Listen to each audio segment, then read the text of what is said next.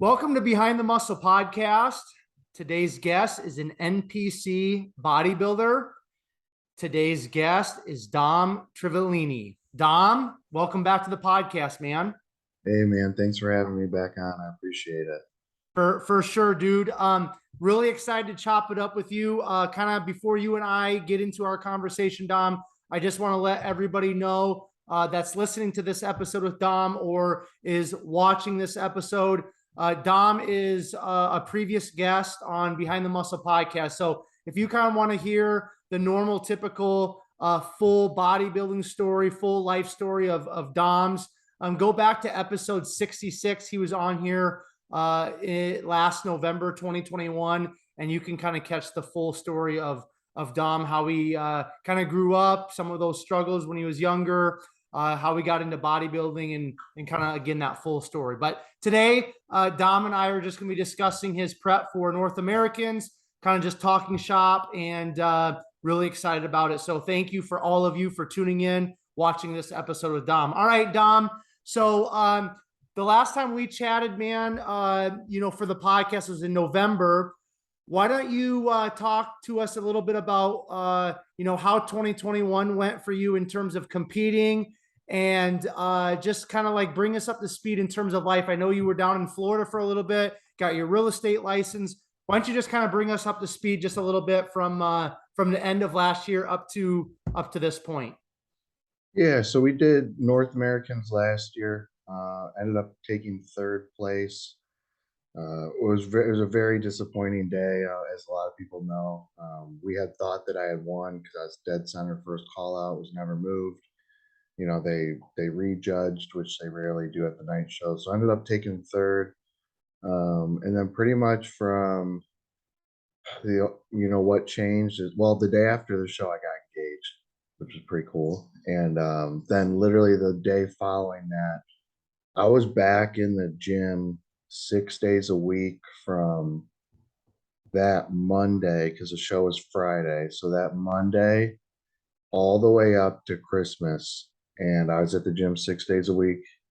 I didn't miss any meals or workouts, and I was the biggest and leanest I've ever been. There's like a really freaky picture of me with Dr. Mike Israetel. We trained together at his private facility. I was like full blown 267 pounds at 5'5". It just looked massive, and I was not fat by any means. So 2021, like, it was kind of hard because, like, mentally I felt very defeated. So I took everything I felt and just kind of buried it down and just went to the gym. That's like all I knew what to do was to get back in the gym. I took no break. So that's kind of how 2021 ended. So now let's what was your, so Matt Jansen is your coach. So as soon as you got that third place at North Americans last year, were you fixated on coming back to North Americans this year to get that redemption? Or did you and Matt have to kind of sit down, game plan, and it just kind of so happened that you decided North Americans again this year? Why North Americans in 2022? We pretty much knew as soon as I walked off stage I was going to come back next year and do it. The only other, I've done nationals in Miami where I got fourth. It's a great show. I just kind of like the layout of Pittsburgh, and being in Michigan, it's a 4-hour drive for me. And, flying just can be hell, honestly.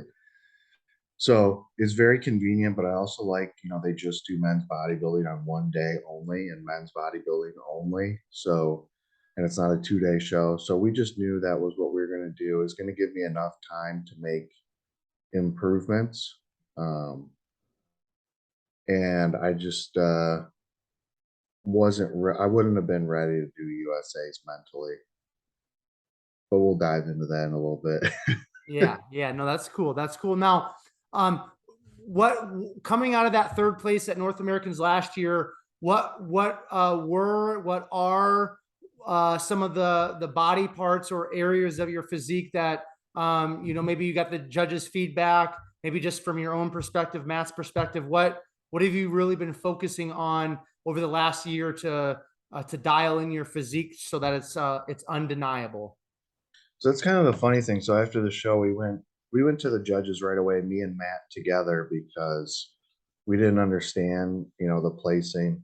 Um, I don't want to take anything away from Eric, obviously. I told him congratulations, but the pictures were quite evident. And then the people that were there agreed. So we just asked, what was wrong with the physique, what needs to be brought up, and they had nothing to say. Um, when I say nothing to say, they're like, literally didn't say anything could be improved. So then I was just dumbfounded. So I emailed Sandy and another state level judge from Arizona they assigned to us. They just said more overall size. That was the only feedback I got. And I was like, all right. So I'm definitely probably the biggest because I'm 5'5", and in the heavyweight class, there's not really any 5'5" heavyweight bodybuilders that are peeled. So at that point, I kind of knew, like, all right, I just need to keep doing what I've been doing because there's nothing really lacking. I think my arms have always, like, in my opinion, been something that holds me back, but that was something that was never mentioned. So, yeah, that was the unfortunate feedback I got, which was kind of disappointing. Okay. Now since you kind of touched on how 2021 ended, you kind of just buried your feelings and your emotions and just went to the gym 6 days a week up to December and just kind of continued on the grind. Now, there was a recent Instagram post that you put up, and you were very transparent. And I read it just a little bit ago, and I was like, I really want to bring this up with Dom, because we see all of you athletes, we see these coaches, and we see all the glitz and the glamour, through the lenses of social media nowadays, specifically Instagram. And I love, just being able to peel back the layers on this podcast because you guys are human beings just like the rest of us, right? We might look up to you, we might, strive and dream to be like you or some of these IFBB pros and things like that. But we're all human beings. We all have struggles, and we all have tough times, tough seasons of life. So why don't you talk a little bit about how this prep has actually helped you kind of fall back in love with bodybuilding? Because during this, time of going to the gym 6 days a week and kind of grinding and suppressing some of the feelings and emotions and things like that, you said on this IG post that you kind of fell out of love with bodybuilding. So why don't you just unpack that a little bit for us, please, Dom? Yeah, definitely. So we'll kind of start from like December of 21. That's when I was full blown biggest and best I've ever been. And my body, from doing what I did, 6 days a week, 4 months on end, I was living at the kitchen table. You can ask my fiance, like every time she'd go look for me, I was sitting down eating, and it consumed my life. And then my body just like was like got super tired. Um, I think I even got like a little sick like the first week of January, like right after Christmas, because it just overtrained. And from then, I was just kind of like, why am I doing this? Like, F this, screw this. I don't want to do this anymore. And so I went from training like 6 days a week to going like 3 days a week. Lucky if I hit four. Right after that, in mid-January, on my birthday, actually, I moved to Florida.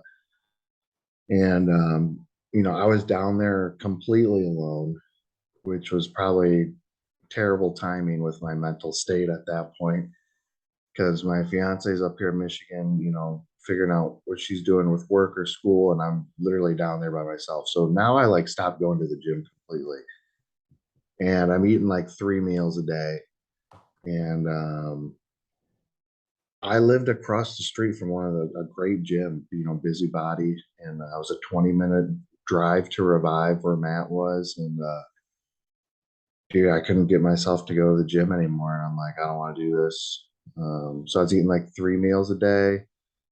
Um, just got like super depressed. And there would be a week where I would make it 4 times, and I'm like, okay, I'm back on track, and then it would just all kind of go away.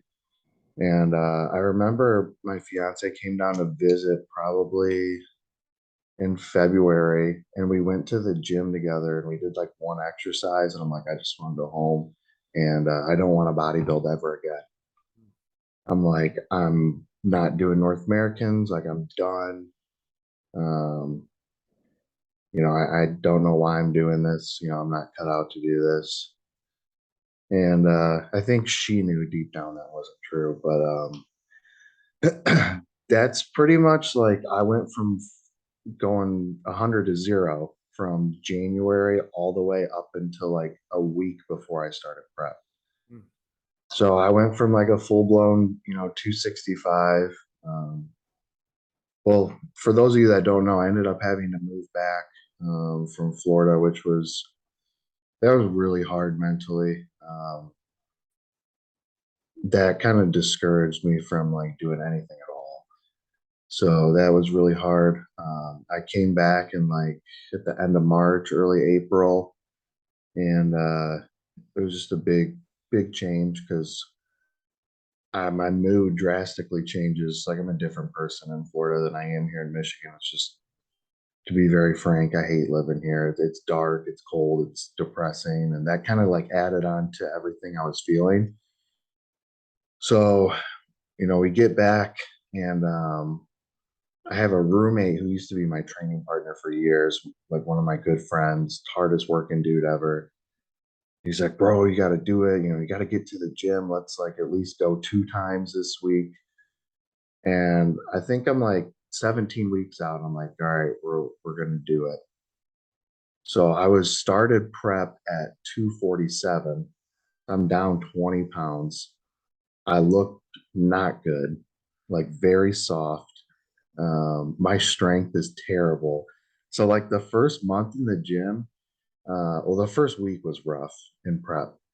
So keep in mind, I went into prep having not trained or ate meals regularly for like months on end. And I'm like, I made zero progress from last year. I was very negative on myself. I'm like, I'm the same damn size. Like, what am I doing? So I came into this prep with the mindset of like, all right, this is the last one. I'm never competing again after this. Win, lose, draw. Like I'm just done. And I almost started to talk to myself negatively about bodybuilding. I'm like, bodybuilding, why are guys doing this? It's just stupid. I don't understand. Like, while I'm bodybuilding. So, like, I was like self sabotaging. And then as the prep kind of went along, the first 4 weeks, I was like, all right, this is the last one. And then I started to see my body start to really evolve like quickly. And I think everything was coming back that I had lost when I took time off. I'm like, man, I look pretty good. Matt's happy, I'm pretty happy. Maybe I could if I do turn pro, maybe I could do like 1 212 show and retire or something. And then as the weeks went on, I started looking forward to the cardio every morning. I started looking forward to go to the gym. Meanwhile, I feel like complete ass, but like I was looking forward to it, looking forward to eating the meals, cooking the meals, going to the gym, doing cardio. I started to love every aspect of it again. And my roommate's just like, he's like, you're meant to do this, man. Like there's people would die to be in your shoes to have what you have and to have the abilities you have. And I'm like, yeah, I think I am kind of meant to do this. And I just, I really love it now. I'm 18 days out. I'm so tired, man. But I love this shit, dude. I go to bed dreaming about it. I look forward to cardio every morning, hitting the gym. So I'm excited, and I'm glad I got that back because I really thought I was done. Now, I want to ask you, Dom, if you don't mind, like, what do you feel like? There's ebbs and flows in life. I understand that, but what do you feel like was causing so much negativity in your heart and your mind in terms of of bodybuilding? Because, you know, you've been competing since you were a teenager and you've been very successful. So what do you, have you had some time to kind of, as you're doing cardio or just lost in your own mind through this prep, have you had some time to kind of think about that, or have you just kind of moved on from that? Yeah, I think you know, I won the teen nationals at 19, the overall, and ever since that, I felt pressure immediately after that. People are like, okay, you know, this dude's gonna be pro by 21. So, you know, roll around 21, not pro yet. I do my first pro qualifier at 22. I get fourth, so I'm close. And I'm like, all right, 22, almost turned pro at an open men's national. It's not bad. So the following year, 2020, it's like a tail end of events that I kind of figured this out. But first prep with Matt Jansen, best prep of my life, best I've ever looked in my life. And I dropped out 4 weeks out from nationals. And I was just mentally not in a good spot. I just more outside distractions. That's pretty much like the story of my life is outside distractions I've let derail my bodybuilding career. Shows I should have won, I've lost because of that. So now we go into 2021 and it's just kind of like, man, is Dom ever going to turn pro? It's not a matter of when anymore, it's if. And that was, I beat myself up mentally so bad. Like if I had a bad workout, I'm like, man, the pros don't have bad workouts. Like I'm never going to be a pro. I'm disappointing all these people that expected me to turn pro already. You know, it's been 6 years now and I'm still not a pro.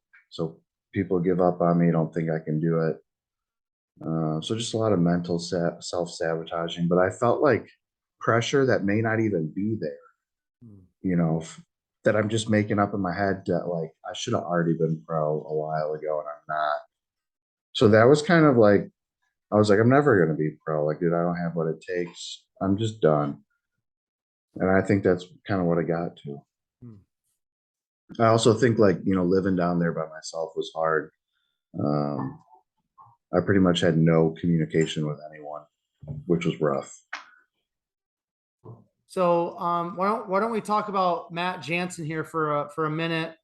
I mean, I've had, I mean, just this week I've had, you know, some other guys on the podcast that Matt coaches, and everybody is just so high on him.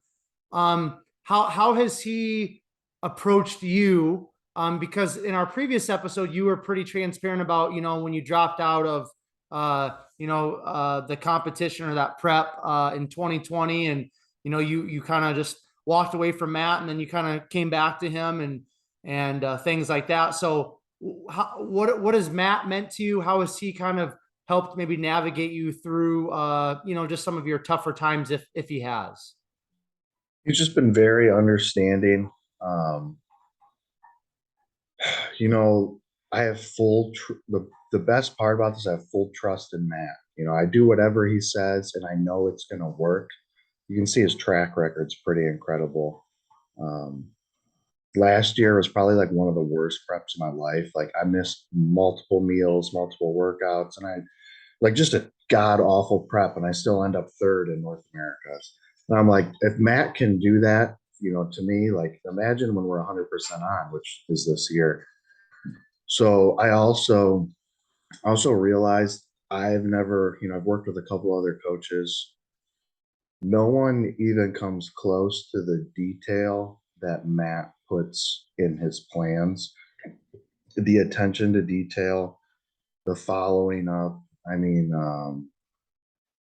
I've never seen a plan from any coach. I'm not talking down about any coach, but no one has come close to the level of detail and time that Matt puts in his plans. So I wouldn't ever trust anyone else to prep me outside of Matt as long as I compete. So why don't you talk a little bit about this prep then? Bring us up to speed in terms of this prep. Now you've already kind of mentioned like where you started. How have the last let's say maybe like 4 weeks gone for you? How much cardio have you been doing? What's your training split? Just kind of give us some of the details that some of the listeners and viewers kind of like to hear from you guys. So I'll say the whole like, what's the word I'm looking for? The whole basis of this prep has been one day at a time. Perfect. From the very first day, I don't worry about what's going on tomorrow. Now I'm living by the hour. The last 4 weeks, I live by the hour. But every day from 16 weeks out to now, I would wake up and I'm like, okay, what can I do today to be better? And I would never worry about tomorrow. So one of my biggest goals when I started prep was to never miss a meal. So here we are, have not missed a meal, have not missed cardio, have not missed a workout. Everything has, like, we haven't missed a single thing, man. We've been 100% perfect. This is the best I've ever looked. So about, you said about 4 weeks ago. So that put me at about 7, 8-ish weeks out. My baseline diet has been the same today as it was 9 weeks out. So I think a lot of people expect these like weekly changes. And I don't think it's always necessary. The changes we made is right about that 8-week, 7-week out mark. We would implement a high carb day, high carb, high fat. So Matt just doesn't crank up carbs. He cranks up everything. So we just say high day, high food day. I would usually shoot up about 3 pounds after the high day. And then 2 pounds would drop off, and then a pound would drop off. And then that third day I would hit a new low weight. And we kind of picked up on that. And we're like, okay, let's do that again. And the same thing kept happening. And then my metabolism got quicker. So I would do a high day, go up 2 pounds, and then it would drop all the way off the next day. And then I'd hit a new low weight. And now we're to the point here at 18 days out where the last 2 days in a row, I've had 2 high food days with no cardio. And my body's barely putting on any weight. After 2 days, I'm only up 2 pounds, which was last week's low. So that's been like our diet trends I would say we're probably doing high days minimum 2 times a week right now to 3 times a week. And like every second or third day, I'll hit a new low weight. And then we just wash, rinse, repeat. Cardio's also been the same since about 8 weeks out. I do 40 minutes fasted. And then I do 30 minutes at night, 5 days a week. The 40 minutes is 6 days a week. The only change I made with cardio is I was doing the Stairmaster from 16 weeks out all the way up till 5 weeks out. And my legs looked really like not separated. I'm like, what's going on? Like my quads normally get separated very easily. And I noticed like when I would get home from the fasted Stairmaster 40 minutes, I felt like I was going to die. Like I would collapse in my living room and just lay there because I'm like, dude, I completely tapped and my legs are like numb. And I remember the following day I went and got a massage and I dropped like 2 or 3 pounds. There was so much inflammation and water in my lower half and my legs looked nuts the next day. So talked to Matt and I'm like, we got to pull the Stairmaster. Like I do the treadmill. He's a big proponent of the recumbent bike. I like the recumbent bike as well. It just bothers my knees at this point in prep. So the treadmill is the only thing that doesn't bother my joints. And I just get my heart rate to 125 and I just walk. And I've been doing that since 5 weeks out. So, I always used to think you have to do the Stairmaster, you have to do the stairs. And I think it was very counterproductive for me because there's so much eccentric loading when you're doing the stairs, especially the heavier you get. So when we made that switch, I dropped quite a bit of weight just off of water and inflammation. And then as far as training, I've just been doing one of Matt's training programs that I've been doing for the past since April of 2020. So like Monday, I'll do back with a little bit of hamstrings, like a pull movement. Tuesday, chest and triceps. Wednesday, quads. Friday, I do shoulders, biceps, and Saturday, I do hamstrings and calves. they'll probably change after the show. I'm definitely thinking about kind of changing my training style. I've always done like very low volume, heavy till failure, and I've done that for a long time. The problem I'm running into now is my joints aren't like withstanding that. So I've kind of this past week had to adapt like a volume approach because like it hurts so bad. I couldn't do a body weight dip this week because my elbows were in a lot of pain. My knees hurt doing Smith squats. I'm like, so I've actually looked a lot into like John Meadows mountain dog training. I bought all those ebooks, and that's kind of the route that I'm going to be taking, which is a more bodybuilder like training style. Most bodybuilders don't do the low volume stuff, and I'm not saying it's bad because that's how I built my foundation was push pull legs, DC training, rest pause sets, low volume stuff. But my body feels really beat up from doing that. I also was like leaving the gym feeling like not satisfied because like I would like for chest, let's say, I would go in and do one max set of incline press and that was it. So I'm like, I feel like and I go till failure, but I'm like, man, what if I did like 3 sets of 8 with like a rep or two in the tank and I got better pump? It made the workout more enjoyable. So I think my training will kind of change in that aspect. But yeah, that's been the diet, cardio, and training. These pretty much the whole prep, man. We haven't had to make too many crazy dietary adjustments. What so going into North Americans this year, I'm assuming the number one goal is to get your pro card, and I'm assuming that you want the overall as well. Yeah, absolutely. I mean, that's the goal. I don't think I'd be happy with anything less. Now, do you kind of keep an eye on some of the guys that you'll be competing against, or are you not really too concerned about anybody else right now? It's just kind of that one day at a time mindset, and you're focused forward on yourself. It's like a mixture of both. I think in the past, social media used to be a bad thing for me because I would like seek out who's doing the show. And now I see who's doing the show, but it doesn't like have any effect on me because I know in my head that I've been perfect this whole prep. And the only other prep I've been perfect my entire life was when I won the team nationals overall. And I have Matt prepping me. So the combination of Matt prepping me and me not screwing up once this single prep, um, I feel very, very confident.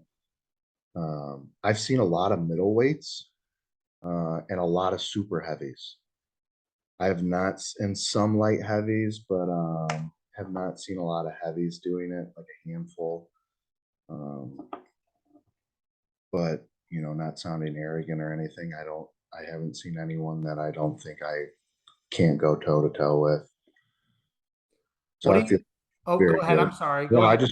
just feel very good about everything, going into prep. For sure, man. Now, what are you thinking about in terms of when you get that pro card? I mean, would you like to try to get on a pro stage this year, or is that all just stuff that you're not concerned about at this point? I'm not gonna lie and say I haven't thought about it because like I'm always someone that plans. Like right now, I'm like planning my rebound out of the show because once something's over, it's on to the next thing. I don't like to have time of like nothing going on because it just doesn't feel right. Like I'm always working towards the next thing. That's why after the shows, I always got right back in the gym because I'm like, all right, that was cool. I did well. What's next? So, I thought I would be a 212 competitor. And I always get these things called Dexa scans done at the hospital. And they're 99% accurate. It measures your body fat, bone mass, visceral fat, like everything.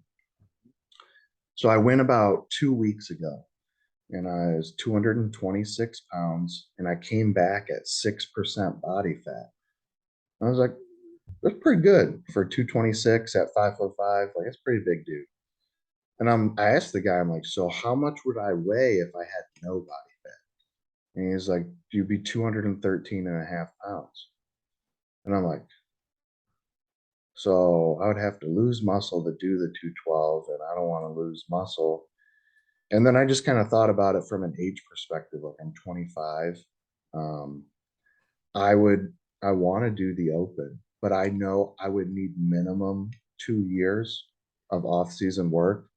I'm not unrealistic. Like, I see a lot of guys, they like turn pro and they aren't ready, but then they just hop in the pro shows. The only guy that's been ready that's turned pro was the guy that just won USA's that did Tampa.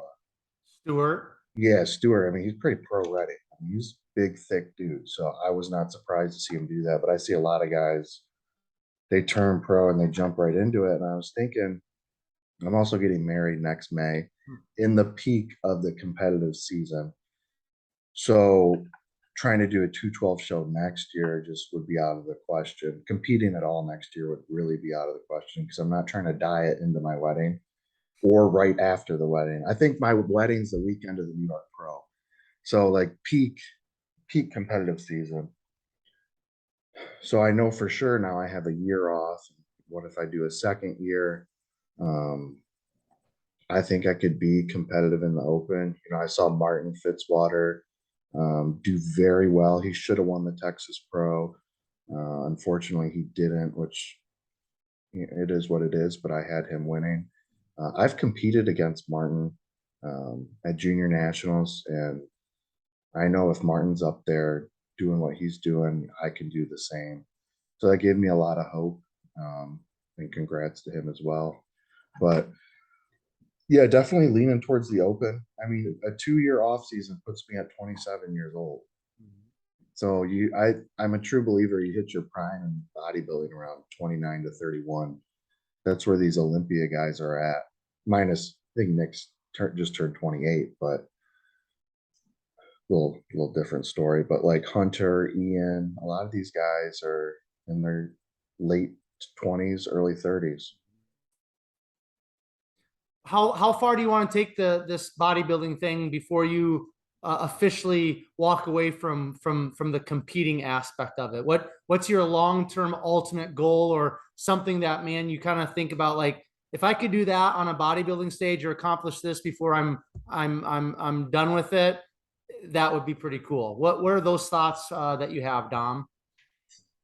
I always think about just competing at the highest level.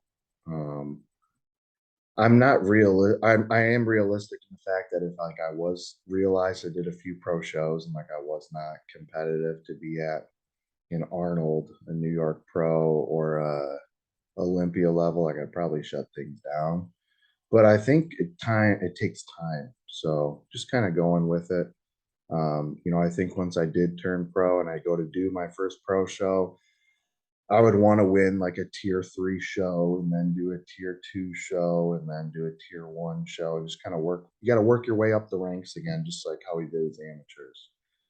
But like I said, I feel like I'm at a really good age. And taking a 2 year off season still puts me at 27. So I don't know very many 27-year-olds at the Olympia outside of Nick. Yeah. Well, Nick is definitely an outlier of outliers, right? So that's that's cool, man. Now, your fiance, she's going to school to be a nurse. Is that correct? Yeah, she's finishing up an accelerated nursing program. Okay. Now, is it going to kind of, are you guys planning on moving back down to Florida, or is it all going to be dependent upon kind of where she can get a job? What's that kind of look like for your guys' future? We talk about moving back down to Florida. It is tough because like all of her family's here, and I love her family, and obviously she loves her family. So, you know, we just go back and forth with both. I mean, I do love Florida though. Um, so I think just like when the time comes, because she'll finish in the fall of 2024. So I know I'm here for a little bit longer, but we'll just kind of see how things play out with both of our work situations, you know. Yeah, makes sense. We'll wrap it up here. I want to ask you, Dom, what kind of advice, what words of wisdom would you like to maybe share with all of us in terms of, I don't know, man, just looking back on your bodybuilding career up to this point? You're still a very young individual. Maybe what are some things that you've learned that maybe we can glean from you, if you don't mind sharing that with us, in terms of bodybuilding, life, mindset? What do you got? What do you got for us? What do you kind of want to share with us? Take breaks. Hmm.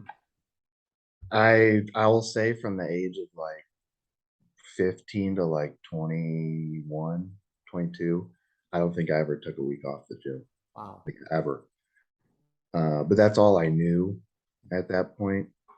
So it's not bad to take a week off the gym.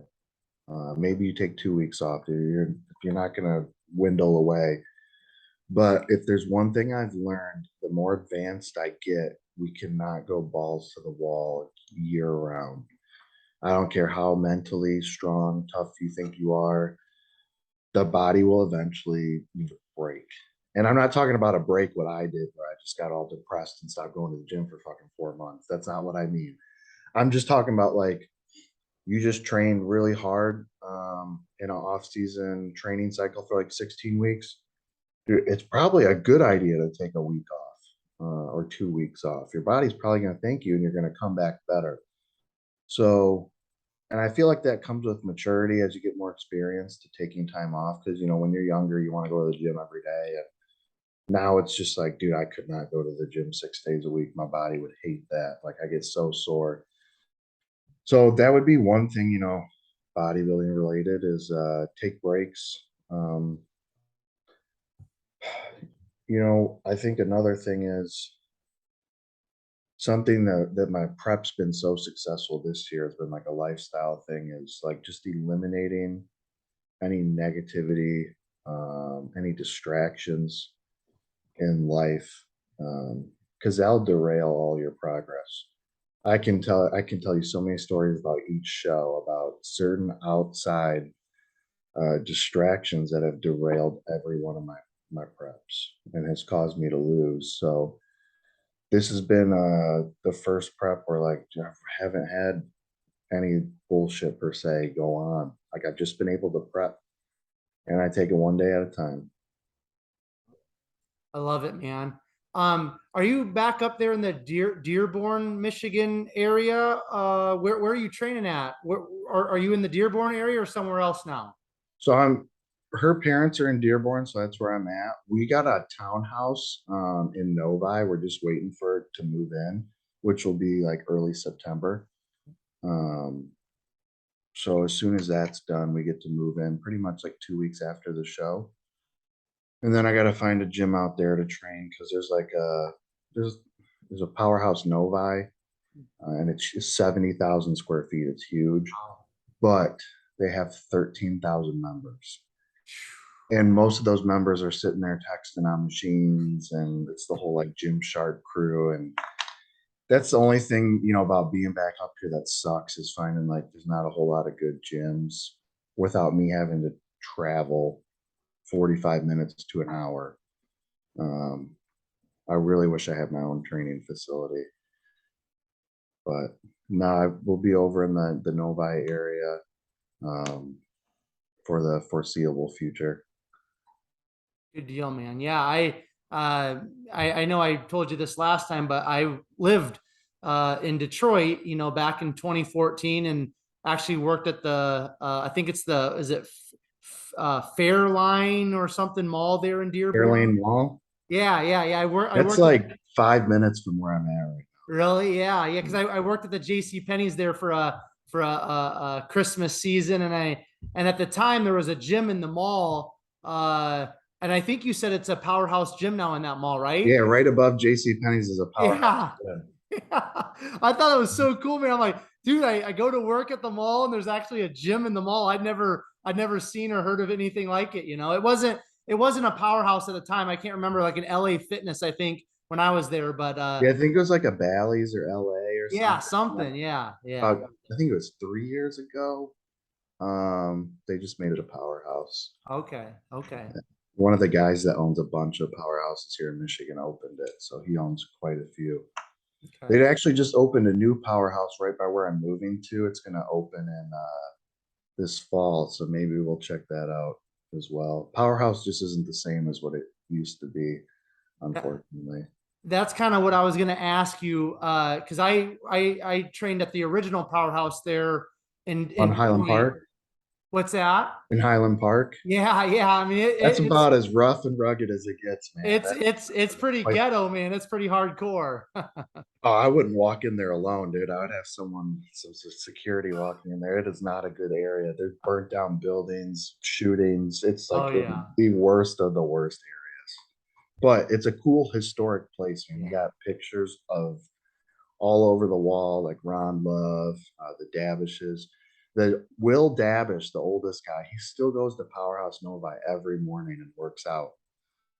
So it's pretty cool to see the founder of Powerhouse, in your own hometown working out. He's a really nice guy, and he loves bodybuilding. They love bodybuilders. So cool, man. Well, Dom, why don't we let's wrap it up here, man. Now, are you still affiliated with like Revive supplements and all that stuff, or Yeah, Revive and Raw for sure, absolutely. God, it's been over 2 years now. I've been taking all that stuff, so I love it. is there in terms of like the Revive supplements, raw supplements, are there a few that are kind of like your go-to that are staples that I mean, I know I order Revive stuff all the time. I've gotten raw stuff, but are there a few like mainstays kind of like in your regimen all the time with raw and Revive? So with Raw, actually, I'm about to take this right now. I Oh, love the Raw Burn. That was the first product I ever tried by them before it came out. Um, and it's just like a pre-cardio, fasted cardio supplement. It's not like heavy stim. I think it's like 150 milligrams of caffeine, but really makes me feel good and get good sweat going doing cardio. So I enjoy drinking that. But I would say that's a pre-contest thing. I kind of remove that in the off season. I just don't think it's necessary.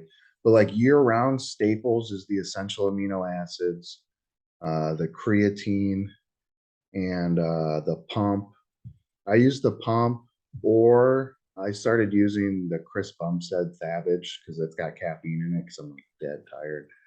And then I do add the intra in the off season and usually the first half of prep. But yeah, that's my staple would be the intra, the pump, because I like to have citrulline, essential aminos, creatine, and carbs in my pre and during workout drink. Now with Revive, dude, I literally take almost everything. And there's really not a reason not to, with all the stuff we put our body through. I'm very confident if I got some blood work done right now, it's going to look pretty good for being 2.5 weeks out. But I have like two separate stacks. My like fasted stack is the kidney, the liver, the lipid, the heart, and blood pressure. Year round, no matter what, on cycle or cruising, always taking those.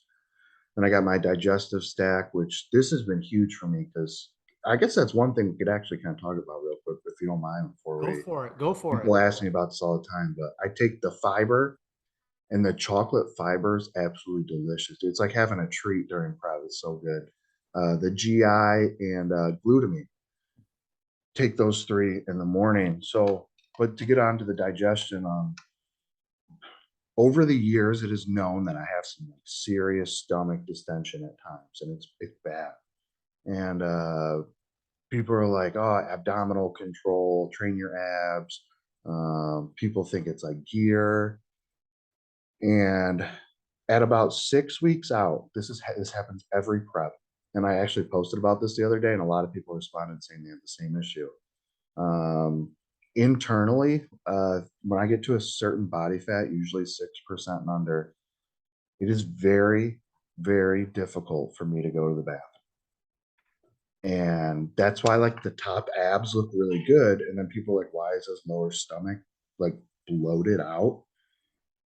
I'm backed up with poop, so to speak. So it's it's rough to like kind of maneuver around that. It's kind of hard mentally because I'll be shredded and at the end of the day have this like turtle shell belly. So a lot of people think it's been other things. Like I train my abs 2 or 3 times a week. I do vacuums in the mornings. And in the mornings, my stomach's super flat and I can do a vacuum and pull it all the way in. Um, it's just, I think it's a combination of the low body fat, certain supplements we use the last couple of weeks of a prep. It just kind of wreaks a little bit of havoc on my digestive tract. So there's been a couple of things we've had to do that are not enjoyable. Like Matt has me get a colonic done, which is not fun, but you'd be surprised like how much waste builds up in your body and you can feel sick. It was actually like making it hard for me to sleep because I was so uncomfortable. Um, and then, I usually the last 3 weeks I have to use a suppository every morning to all the way through the show, which I know is not like super healthy. But if I don't, like, dude, it could be 3 to 4 days without me going to the bathroom. And you're talking like 20 plus meals are sitting in your stomach.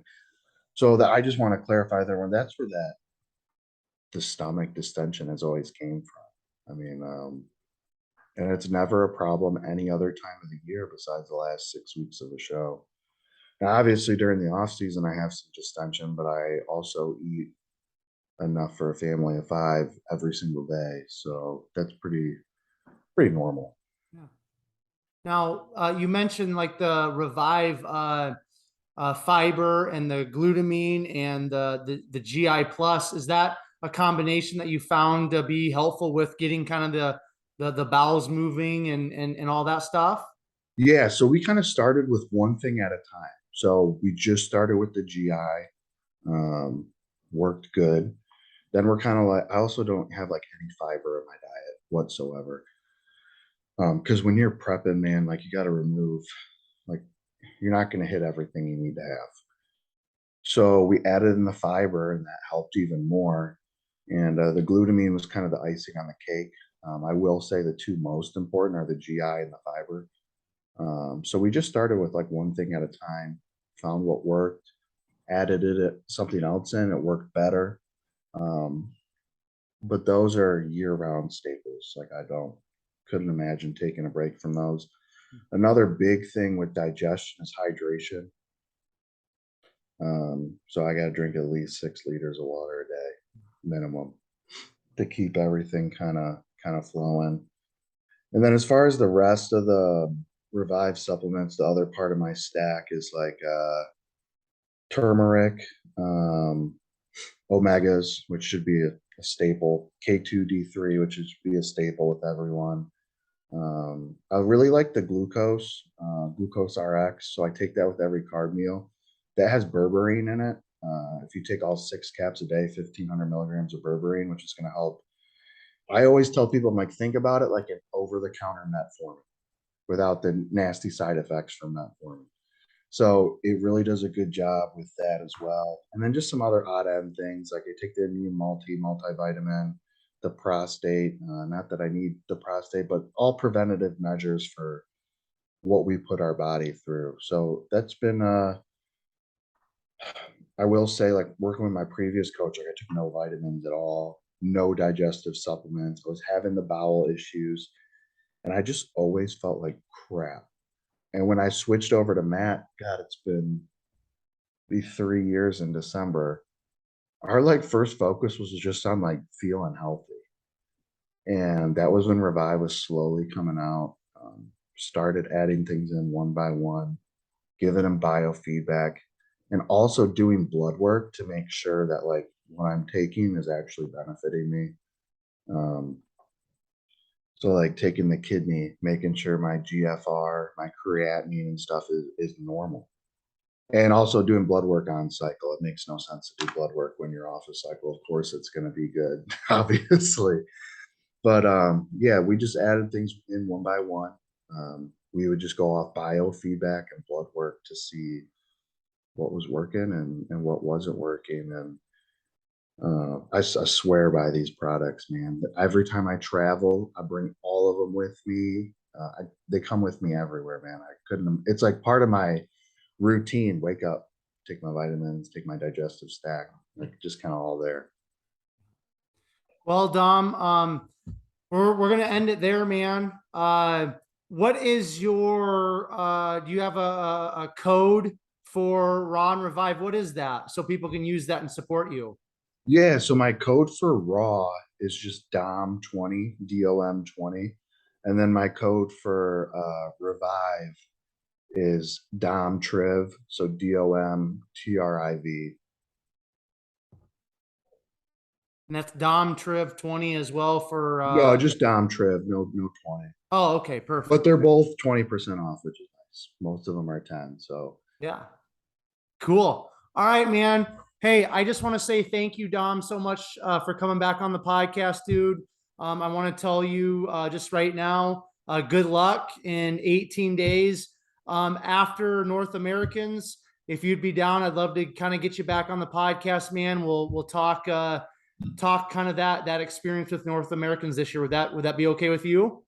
absolutely, man. Are you gonna be at the show at all, or? Oh no, I won't be. I own a gym, dude, and I'm out here in Iowa, and there's just too much going on. But you know what, man? Someday, dude, like I'm just gaining so many connections, through the podcast with all you guys. I would love to. I mean, I would actually. I haven't been back to Detroit or Michigan since I left in 2014. I'd love to come back there. But at some point, man, when I get a little bit more income built up, I'd love to go to some of these shows and actually sit down with you guys like in person, man, and talk shop and do some in-person podcasting. But I won't be there, man, but I'll definitely be supporting you. Before I do a quick outro, Dom, any other words, thoughts, shout outs? The platform's yours, and then I'll do a quick outro and that'll be a wrap. Just I want to thank you for having me on. I thoroughly enjoy doing these, man. Just talking about bodybuilding or life in general. They're fun. So thank my fiance as well. She's been super supportive. Matt, Revive, Raw, everyone on social media that supports me. Just appreciate you guys, and looking forward to hopefully getting a win here in 18 days. 1000%, man. Hopefully next time I introduce you, it won't be NPC Bodybuilder, but it'll be IFBB Pro. That'll sound pretty good, right? Absolutely, man. 100%. Cool. All right.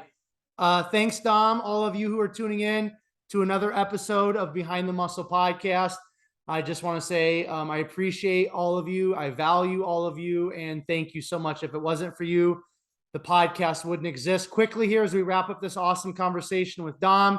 If you haven't done so already, make sure you hit that subscribe button on YouTube. Also, take this episode, please share it on your Instagram stories. Make sure you tag Dom, tag Behind the Muscle. And also, if you guys aren't following Dom right now on Instagram, why don't you go and make sure you give him a follow. You can kind of keep on track with him in terms of this prep 18 days out with North Americans. He's posting up update pictures, and he's definitely getting to that point that he's ready to rock and roll. Also, if you guys support Raw and you support Revive by purchasing their supplements, why don't you go ahead and support Dom, use his 20% off discount codes. These guys are grinding, and it's just a great way that we can all support them through using their codes with their supplement sponsors. So finally, I will leave you all with this. Remember, behind the muscle, there's always a story. We'll catch you guys later.